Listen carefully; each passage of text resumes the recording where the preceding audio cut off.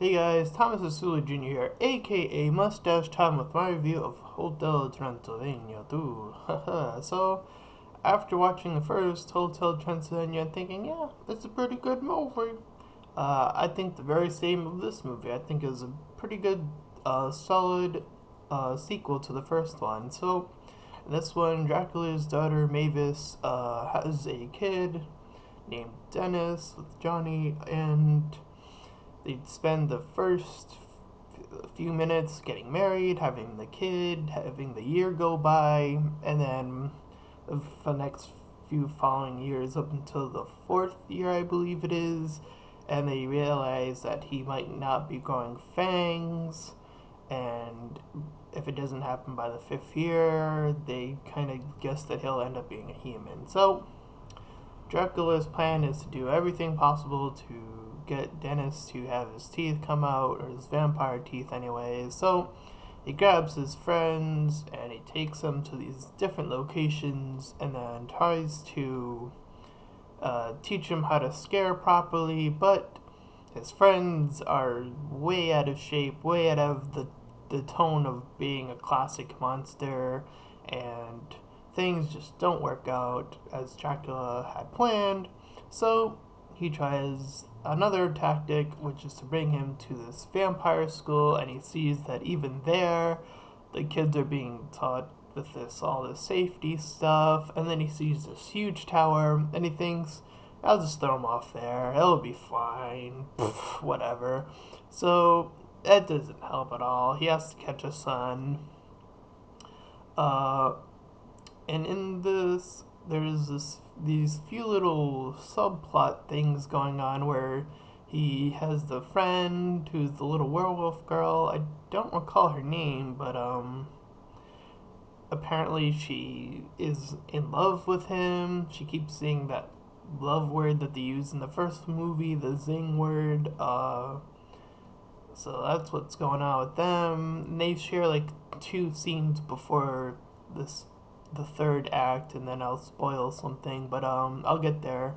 Anyways, uh, Mavis is away in California, I think it was, is where they went with Johnny, and she's sort of distracting herself and really enjoying the area, doing all this doing all these things that are apparently cool, like drinking all this stuff, the Slurpee things, and then like skate, what was it, biking? I think it was, and all that good stuff. So eventually, they both are rushing to the hotel after she sees a video of them throwing Dennis off of the tower thing, and then she's mad and wants to leave because it's not safe. And then this whole other thing where she finally invites Dracula's father Vlad to this so-called invitation. I think it's for like his birthday, Dennis's fifth birthday. I think it was what they were celebrating at the time. But Dracula was afraid that Vlad would be too old school, and then he finally and his minions are sort of left behind. And then he figures out that there are humans there. There's Johnny and his family that came with him. And they were all zombified, and then they revealed themselves. And then I'll put the spoiler alert here. So at a point of the movie, the minions of Vlad come, and then they're all like, we're gonna take over the hotel or whatever. We're just gonna take over everything or whatever. Uh, and then they're attacking everyone, and then they hit the little wolf girl because they're all out in the field or whatever. And then uh, Dennis gets angry, and then he transforms into a vampire. So that is that. The family kicks butt together, so on and so forth. They win the day. And yeah, I think this is a pretty good, fun movie. There were a few things that I thought were kind of weird about it, like this whole thing about vampires not being able to hypnotize other vampires, but apparently they can stop other vampires. The I know small details like that sort of do.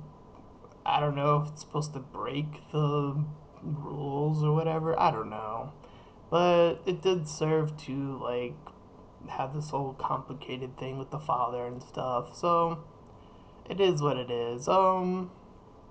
Interesting enough, I think this could be better off as a series more than having a third movie or something, if that's what they're going to do at some point. I don't know, but I think this would work better as a series because there's just so many monsters and you just don't you get to see some of them some of the time, and then they have these small jokes here and there. So you get that, but then, it'd be interesting to see how they interpret more of these other monsters. But other than that, I enjoyed the film. I gave it a 7 out of 10. I think it was worth the watch. Not anything too spectacular or over the top or anything, but it is what it is, and I enjoyed it. So, with that being said, this has been Tom Cecilia Jr., aka Mustache Tom, and I'll see you guys next time.